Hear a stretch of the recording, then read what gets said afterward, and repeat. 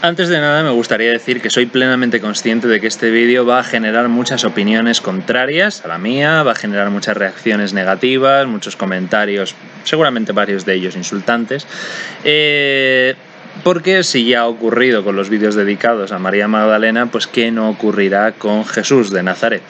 Así que me gustaría, antes de empezar, que si eres una persona creyente, que consideras que Jesús fue y es el Hijo de Dios, que crees en todos los textos neotestamentarios y que vives tu vida de acuerdo con las leyes y dogmas de las iglesias cristianas, sea cual sea. Lo más fácil es que si me estás viendo sea la iglesia católica, pero qué sé yo, podría ser también la ortodoxa rusa, la siria, la etíope, no importa. Es decir, si sigues cualquiera de estas doctrinas, yo, mi opinión personal, es recomendarte que no veas este vídeo, porque contiene opiniones contrarias a todo ello y datos que se contradicen con lo que está consensuado dentro de la religión, de las religiones cristianas, y puede ofender tu sensibilidad religiosa, cosa que sinceramente no deseo en ningún caso. Así que creo que es mi deber avisarte de qué va este vídeo y qué no vas a encontrar aquí. Para los demás, es un vídeo sobre el Jesús de Nazaret histórico, lo cual ya resulta enormemente complicado. Es muy difícil separar al Jesús de Nazaret de la historia del Cristo mitológico. El Cristo es una construcción posterior, forjada según unos ideales y unos cánones que van a desarrollar primero Saulo de Tarso, San Pablo, y luego sus seguidores, entre los que se van a encontrar, por supuesto, los famosos evangelistas.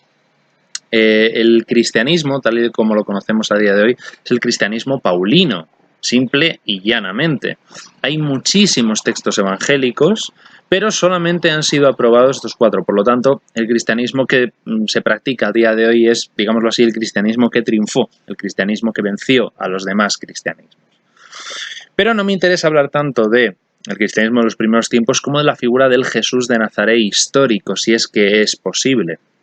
Es muy complicado, hay muy pocos datos sobre ellos. Por supuesto, de Jesús de Nazaret no se dice nada en fuentes extra neotestamentarias, es decir, fuentes que no sean, que no pertenezcan al canon del Nuevo Testamento, exceptuando la celebérrima frase de Flavio Josefo, el cual dice que Jesús de Nazaret vivió durante el mandato de Poncio Pilatos y que fue crucificado. Nada más. Pero me gustaría empezar un poco con su familia. Todo lo que os voy a decir en este vídeo, por cierto, por supuesto voy a intentar que no sea muy largo. Todo lo que os voy a decir en este vídeo está tomado de distintos libros, de distintas fuentes, documentales, historiadores, no solo de las religiones, sino también historiadores normales, historiadores, simple y llanamente, que se han interesado por la figura de Jesús de Nazaret. Y sobre todo tomado de los libros, los textos de Antonio Piñero. Antonio Piñero es un profesor ya jubilado de filología griega en la Universidad Complutense de Madrid, profesor emérito, y ha dedicado muchos años de su vida al estudio del cristianismo primitivo y de la figura de Jesús de Nazaret desde un punto de vista histórico. Es muy interesante su trabajo, entonces voy a intentar transmitiros en este vídeo algunas de sus ideas que comparto. Creo que tienen cierta posibilidad de ser. Voy a intentar no meterme, por lo tanto, en la figura de Cristo, sino en la figura de Jesús de Nazaret. Y para eso hay que empezar con sus padres, José y María. Jesús va a tener hermanos y hermanas. De hecho, en los propios evangelios aparece este hecho. Cuando está predicando a la multitud, la gente dice, ¿pero no es este Jesús, el hijo de José, el carpintero? ¿No viven sus hermanos, fulanito, menganito y tal? Los nombres no me acuerdo de ellos, pero vamos, hay un Simón, hay un Santiago, creo que hay un Juan también por ahí. No viven sus hermanas entre nosotros, tal, es decir, tenía hermanos y hermanas. También hay ciertas dudas sobre si eran hermanos carnales, porque José, cuando se casa con María, según parece, José era viudo, tenía un matrimonio anterior, esos hijos serían fruto de ese matrimonio anterior y María solamente le habría dado a Jesús. Pero bueno, en la sociedad judía en la que nos movemos, pues todos los hermanos y hermanas son hermanos y hermanas, no son hermanastros, no se denomina hermanastros. Es otra cosa importante. Jesús, sus padres, sus hermanos y hermanas, sus seguidores, discípulos, son todos judíos. Jesús habla para judíos y su mensaje es para judíos. La idea de un cristianismo universal vendrá después con Saulo de Tarso, pero eso son varios años después. Las cartas de Pablo son los textos más antiguos neotestamentarios. La primera es del 60. Por lo tanto, serán 30 años después de la muerte de Jesús. Así que vamos a olvidarnos de todo eso y vamos a volver a la infancia de Jesús. Lo más fácil es que naciese en Nazaret. Aquí hay cierta discordancia porque ya sabéis, según nos relatan los evangelios de Mateo y de Lucas, que son los dos evangelistas que narran el episodio del nacimiento, el nacimiento ocurre en Belén con la famosa adoración de los pastores o de los magos, dependiendo de qué evangelio consultemos. Sin embargo, para Marcos y para Juan, dan a entender que Jesús nace en Nazaret. Y es mucho más fácil que nazca en Nazaret. Que nazca en Belén es una justificación teológica. Para el Mesías tiene que nacer en Belén, que es lo que dicen los profetas. Belén es la ciudad de David, es donde nace David y por lo tanto el Mesías, como debe salir de la casa de David, debe nacer en Belén. Entonces parece más una obligación teológica que un hecho realmente histórico. Tiene más sentido que nazca en Nazaret, puesto que María y José estaban en Nazaret, así que tiene todo el sentido. Se dice mucho lo de Quirino, ¿no? Siendo Quirino gobernador de Siria, el emperador Augusto solicita un censo a la población, Y es por eso que José y María se desplazan hasta Belén. Pero hay un error, porque Quirino es gobernador de Siria cuando solamente se hacen 2 censos por orden de Augusto. Uno es, creo recordar, en el año 4 a.C. y el otro es en el año 6 después de Cristo. Por lo tanto, ahí hay un balance que no se asume.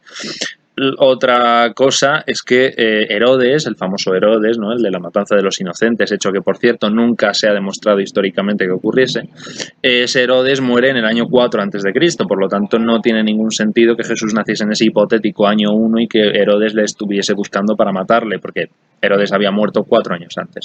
Así que las fechas no coinciden de entrada. Ya en el momento del nacimiento las cosas van mal, pero bueno. Los evangelios tampoco son una fuente histórica fidedigna y ni lo pretenden. O sea, buscan que más o menos por aquellas fechas, pero tampoco ellos lo tienen muy claro, ¿no? De cuándo ocurre la cosa.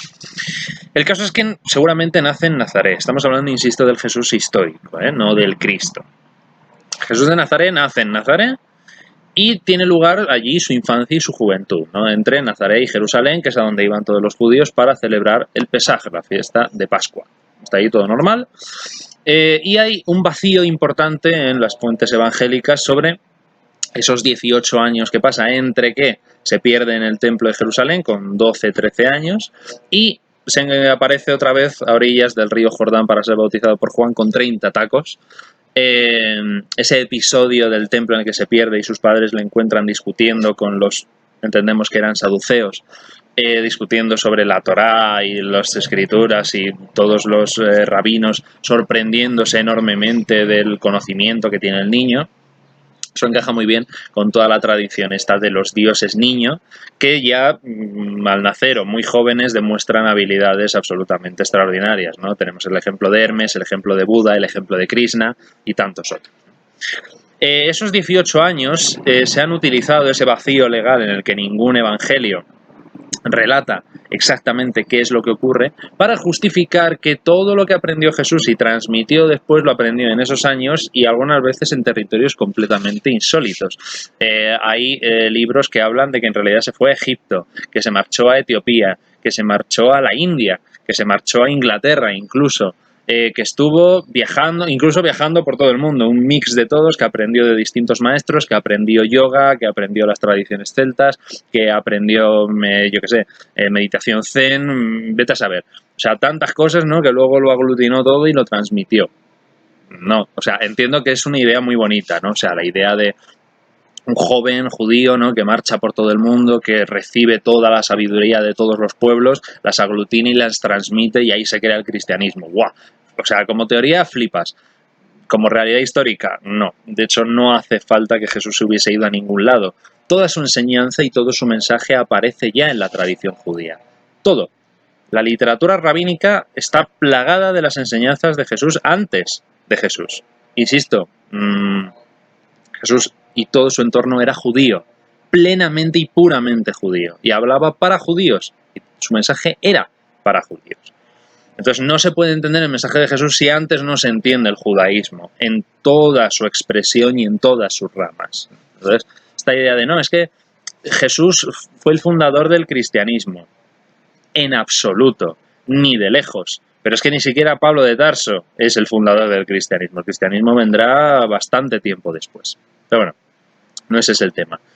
El caso es que Jesús probablemente todo lo que aprende lo aprende de los rabinos de su ciudad, probablemente incluso del rabino de Nazaret, porque Nazaret a día de hoy incluso es una ciudad pequeña, pues en el siglo I debía ser un pueblo, un poco más, y entonces, claro, en los pueblos pequeños solamente había un rabino. En las grandes ciudades como Jerusalén había muchos, cada rabino tenía su escuela y cada uno pues hacía su interpretación de la Torá, de la ley, de los textos sagrados, y tenía distintas interpretaciones y tenía distintos alumnos, y todo ello funcionaba de esa manera. Pero Jesús seguramente aprendió del rabino de Nazaret y seguramente también de algunos de Jerusalén, sobre todo muy probablemente Gilel y Samai, que son los dos grandes rabinos del siglo I y las dos grandes escuelas, y se ve mucho de Jesús o sea, al contrario, en Jesús se ve mucho de esos dos rabinos. Cuando uno consulta la Misná y se encuentra con los comentarios de Gilel y de Samai, son enormemente similares a lo que se adjudica a Jesús posteriormente. Entonces, seguramente Jesús recibiese formación de los grandes rabinos de su tiempo. Y él mismo se convierte en un rabino. De hecho, cuando en los evangelios, escritos en griego, se denomina a Jesús didaskalos, es decir, maestro, el término judío para maestro es rabí, el término hebreo, rabí, rabino. Un rabino era una persona que estaba muy formada en las sagradas escrituras del judaísmo, era alguien muy entendido en la ley, que la interpretaba, que intentaba entender la Torá y que leía y estudiaba el Tanaj y que transmitía esas interpretaciones y esas enseñanzas a sus discípulos. Aparte de eso, tenían otros trabajos.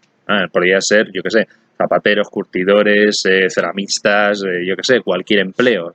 Ocurría un poquito como ocurre hoy. O sea, o eres buenísimo en según qué profesiones, o sea, o eres el mejor y entonces te puedes permitir el lujo de vivir de eso, o si no, tienes que buscarte otra cosa que te dé de comer mientras te dedicas también a lo otro. Pues la mayoría de los rabinos eran esto. O sea, por una parte estudiaban las sagradas escrituras judías y por el otro trabajaban de alguna otra cosa. Es que hay una mosca por aquí. En fin. El caso es que Jesús seguramente se forma con estos rabinos, hasta que llega un momento en el que ya decide emprender, digámoslo así, una carrera en solitario, ¿no? Entonces, con los famosos 30 años, que tampoco debían ser eso, o sea, seguramente debían ser 20 muchos, con 20 muchos años, empieza ya a marcar su propio camino. Seguramente también a partir de su maestro principal, que debió ser en esos últimos años de su vida Juan el Bautista. Es lo más fácil, no tendría mucho sentido que hubiese sido ningún otro, por el vínculo que parece dar a entender el Evangelio que mantienen ellos dos. Luego la tradición quiso hacer los primos y todo, pero bueno, la cosa ya es muy difícil, o sea, es más fácil que fuesen maestro y discípulo que no familia. Es muy típico dentro de las tradiciones mitológicas el relacionar con vínculos familiares dos personajes que tienen una relación muy especial, pero no cosanguínea. Pero bueno, entonces, como digo, lo más fácil es que Juan el Bautista fuese seguramente el último maestro y el principal de Jesús, y luego él empezase, como digo, la carrera en solitario. Se ha dicho muchas veces, y de hecho es prácticamente el principal mérito que se le da a la vida pública de Jesús, se dice es que el judaísmo es como muy estricto, es muy duro, es de un Dios muy celoso, muy amenazante, muy violento, y en cambio Jesús lo que predica es un mensaje de amor, de paz, de tolerancia, ¿no? Bueno, por una parte sí, por otra parte no. El judaísmo indudablemente tiene esa parte muy dura. El propio Jesús también la tiene. De hecho, no hay más que recordar la expulsión de los mercaderes del templo. Les saca a correazos de allí y vamos, y se lo tienen que llevar para que no le detengan allí mismo y le enjuicien por alterar el orden público. O sea, Jesús, o el pasaje de Lucas, ¿no? En el que le dice a un hombre que venda todo lo que tiene en las alforjas y se compre una espada. O sea, Jesús tampoco es, y uno cuando lee los evangelios, o cuando maldice a la higuera, porque no tiene fruto en ese momento, porque tiene hambre, va andando por un camino, se encuentra con una higuera y dice, ¡ay, qué bien, un higo! Pero como está la higuera que no es temporada de frutos, pues entonces la maldice a quedarse seca para siempre. Luego le podemos dar el contenido teológico que queramos, pero, o sea, Jesús en todo el evangelio no es todo bondad, amor y alegría, o sea, que está bien, en cierto sentido, hacer una relectura de lo que dice el Evangelio, pero no siempre es así. Jesús es un personaje muy complejo, no es aquí, no, es que Jesús era el primer hippie, para nada. O sea, Jesús era una persona como tú y como yo y que tenía sus puntos altos y sus puntos bajos. Ya está, y tenía miedo, y tenía hambre, y tenía sed, y tenía de todo, y claro, y se cabreaba a veces y los apóstoles también le ponían nervioso porque no le pillaba lo que quería decir, en fin, o sea, una persona normal, un rabino normal. Bueno, entonces va enseñando y la duración de su vida pública es complicado establecerlo, porque según qué evangelio se consulten, parece que fue a lo largo de 3 años, ¿no? Que es lo que parece que ha quedado como más asentado, fue a lo largo de 3 años, ¿no? De los 30 que aparece en el Jordán hasta los 33 que le crucifican, pues esos 3 años. Pero en cambio luego hay otro evangelio que según la lectura dices, oye, pues no, pues parece que fue alrededor de 1 año, porque solamente hay una fiesta de Pascua, ¿no? Entonces, dependiendo de qué evangelio se lea, hay 3 fiestas de Pascua o una fiesta de Pascua. Pues dices, hostias, entonces, ¿qué pasó? Pues estuvo 3 años, estuvo 1, ¿qué estuvo? Pues no lo sabemos. Sea como sea, tampoco duró mucho la cosa, porque, como digo, Jesús, todo lo que enseñaba estaba dentro de la tradición judía, excepto una cosa, bueno, un par de ellas, pero sobre todo una, que es la completa urgencia de instaurar el reino de Dios en la tierra. De hecho, tiene una frase el propio Jesús que dice, en verdad os digo que no pasará a esta generación sin que el reino de Dios venga, o sin que venga el reino de Dios, bueno, más o menos, depende de la traducción.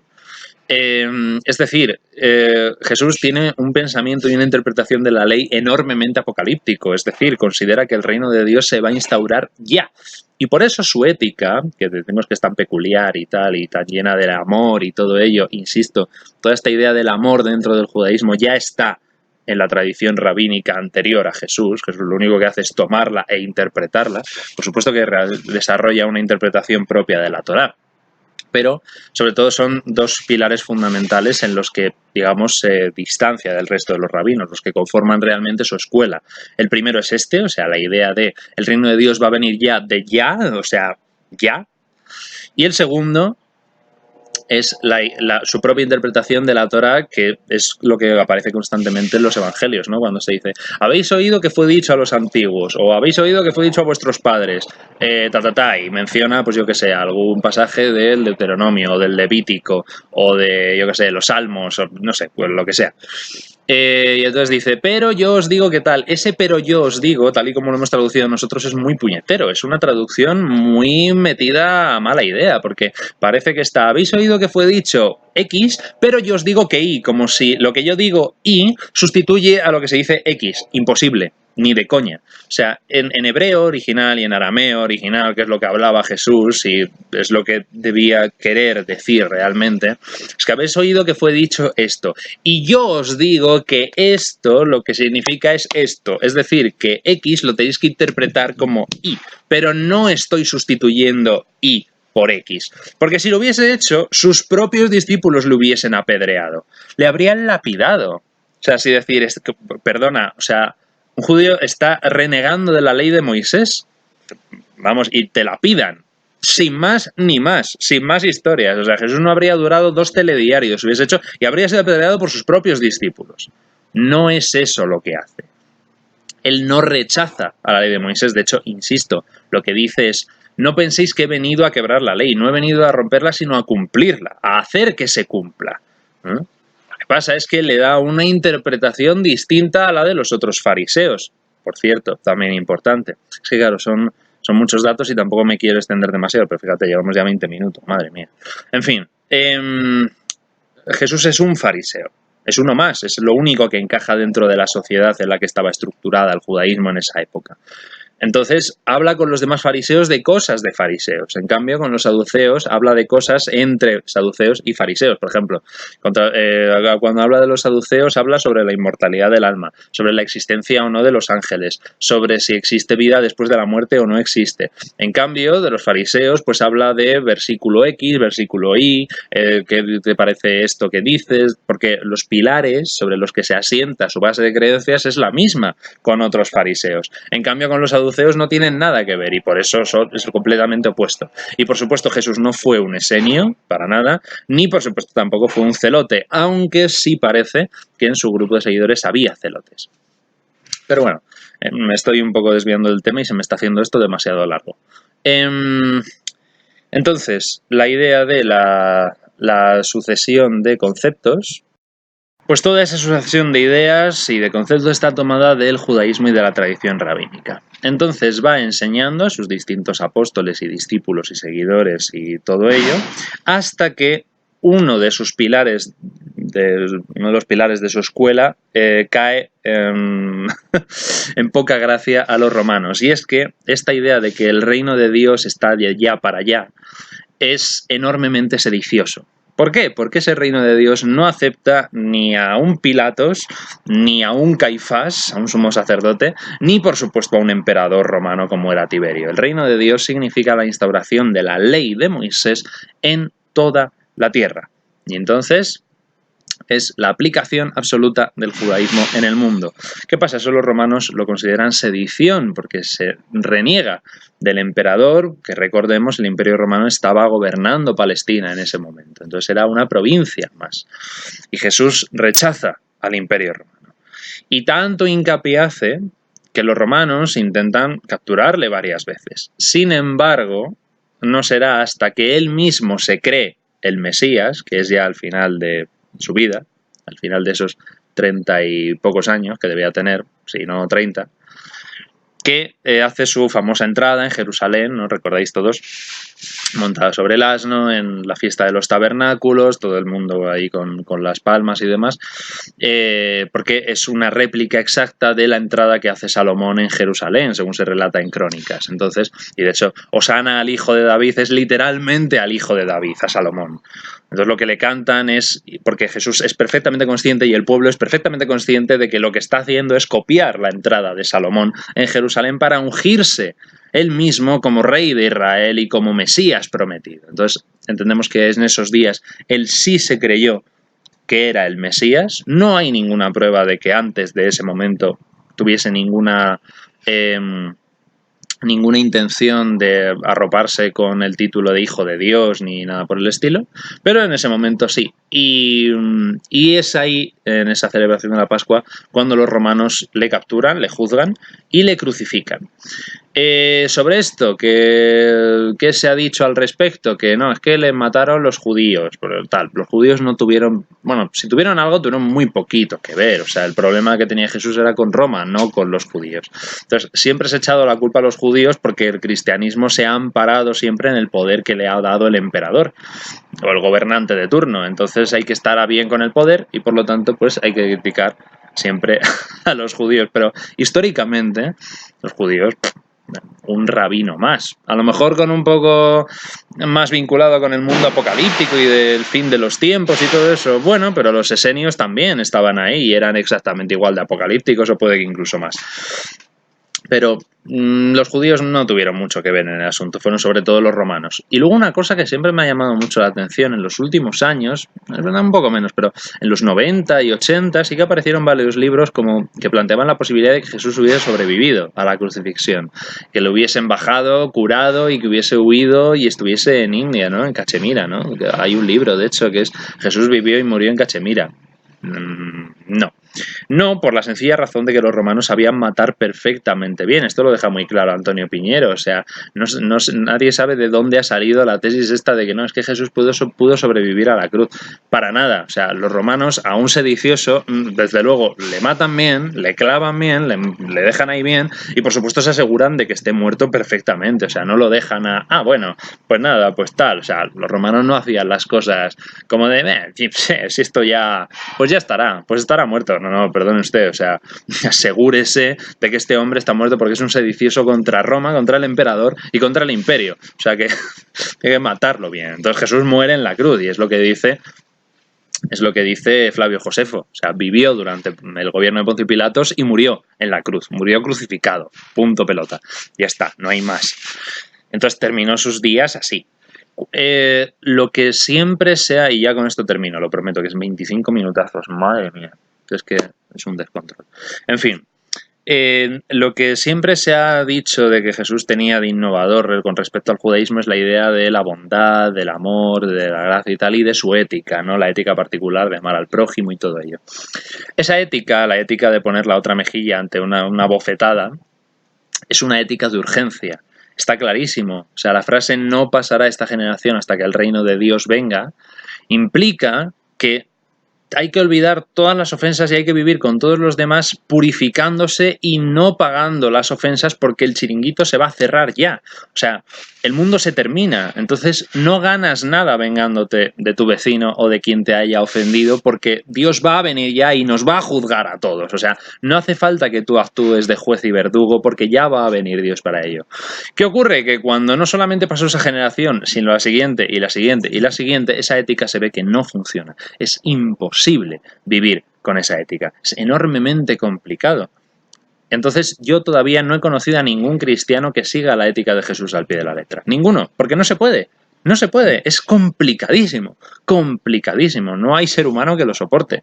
Entonces, esto no es. En ese sentido, la Iglesia Católica ha hecho muy buen trabajo al ir intentando adaptar y adecuar la ética, la historia, el mito, la figura, todo ello según la sucesión de eventos. Porque la escuela judía de Jesús de Nazaret surge con una clara urgencia apocalíptica. Sin más ni más, es decir, el mundo se acaba, vamos a hacer esto. Pero ¿qué pasa? Que el mundo no se acabó. Y entonces esto ya no funciona, porque las circunstancias ya no funcionan, porque no son las mismas. Entonces, claro, se tuvieron que desvanar los sesos diciendo, bueno, y ahora a ver esto, ¿cómo demonios lo apañamos? Y así vinieron luego todos los evangelios y todas las escuelas y todas las ramas y todas las doctrinas diciendo, oye, lo que este rabino decía está muy bien, pero vamos a ver cómo le podemos dar la vuelta. Y entonces ya aparece San Pablo, aparecen los padres de la Iglesia, aparecen los concilios, aparece tantas y tantas otras cosas. En fin, llevamos casi 30 minutazos con esto.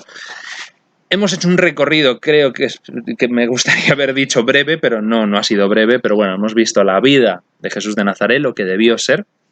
En conclusión, un hombre que nació como tantos otros, que se formó como rabino, que fundó una escuela y que su vida pública duró muy poco porque tenía un claro sentimiento de sedición contra el Imperio Romano y fue ajusticiado y ejecutado por ello. Sin más ni más, ese es el Jesús de Nazaret histórico. Cristo es todo lo demás, todo lo que se añadió, lo que se estudió, lo que se cambió, el ideal de lo que debía ser el Mesías cristiano según Pablo y según todos sus seguidores. Insisto, el cristianismo que tenemos a día de hoy es paulino, claramente. Las cartas de Pablo son los primeros textos neotestamentarios que se escribieron. La primera es del año 60. Los evangelios son posteriores, aunque luego se hayan puesto delante de las cartas de Pablo en el canon neotestamentario. Pero el cristianismo que conocemos hoy es el cristianismo que venció, el cristianismo que sobrevivió. En los primeros tiempos había múltiples cristianismos y cada uno tenía una concepción distinta de quién fue Jesús de Nazaret. Y con esto terminamos el vídeo de esta semana. Espero que os haya gustado, que os haya hecho ameno a pesar de estos 30 minutazos, que no están nada mal. Y muchas gracias por seguirme una semana más. Si os ha gustado, dadle al like. Si no estáis suscritos, podíos, hacedlo, daos a suscribir. Y al lado del botón de suscribir hay una campanita, pinchadla también porque así os llegará una notificación cada vez que suba un vídeo. He decidido tomármelo con un poco más de calma, ya que ahora mi agenda ha cambiado un poco y no estoy seguro de poder atender la subida semanal que me he impuesto yo a mí mismo de vídeos, de subir uno todos los viernes, que es lo que había decidido, y no estoy seguro de poder seguir cumpliendo con eso. Así que os recomiendo que si no lo habéis hecho todavía, le deis a suscribiros y a esa campanita para que os llegue la notificación cada vez que se suba un nuevo vídeo. Como digo, muchísimas gracias por haberme acompañado una semana más y nos vemos en el próximo vídeo. Ultrella.